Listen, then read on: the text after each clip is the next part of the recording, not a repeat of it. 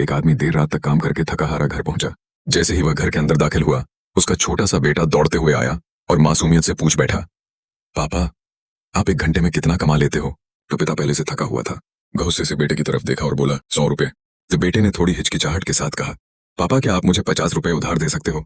इतना सुनते ही आदमी आग बबूला हो गया। वह चिल्लाकर बोला, इसलिए ये सवाल पूछ रहे थे ताकि मेरे पैसे लेकर कोई बेकार का खिलौना या फालतू चीज खरीद सको? अभी अपने कमरे में जाओ और सो जाओ। बेटे की आंखों में आंसू भर आए। वह बिना कुछ बोले भागते हुए अपने कमरे में चला गया।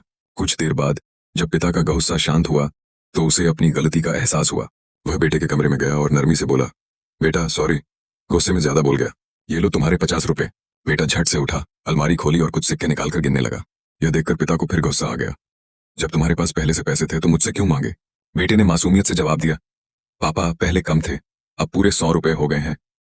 फिर उसने पिता की आंखों में देखते हुए कहा, क्या मैं इन 100 रुपयों से आपके पूरे 1 घंटे का टाइम खरीद सकता हूँ? आप ये पैसे रख लीजिए और कल 1 घंटा जल्दी घर आ जाइए। मैं बस आपके साथ बैठकर खाना खाना चाहता हूँ। यह सुनते ही पिता की आंखें भर आईं।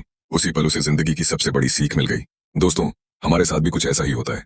इस भाग दौड़ भरी जिंदगी में हम पैसे कमाने में इतने बिजी हो जाते हैं कि भूल जाते हैं आखिर हम पैसा कमा क्यों रहे हैं। पैसे की दौड़ में हम धीरे धीरे अपने ही अपनों को खोते चले जाते हैं। याद रखिए, पैसा दोबारा कमाया जा सकता है, लेकिन अपनों के साथ बिताया गया समय कभी वापस नहीं आता।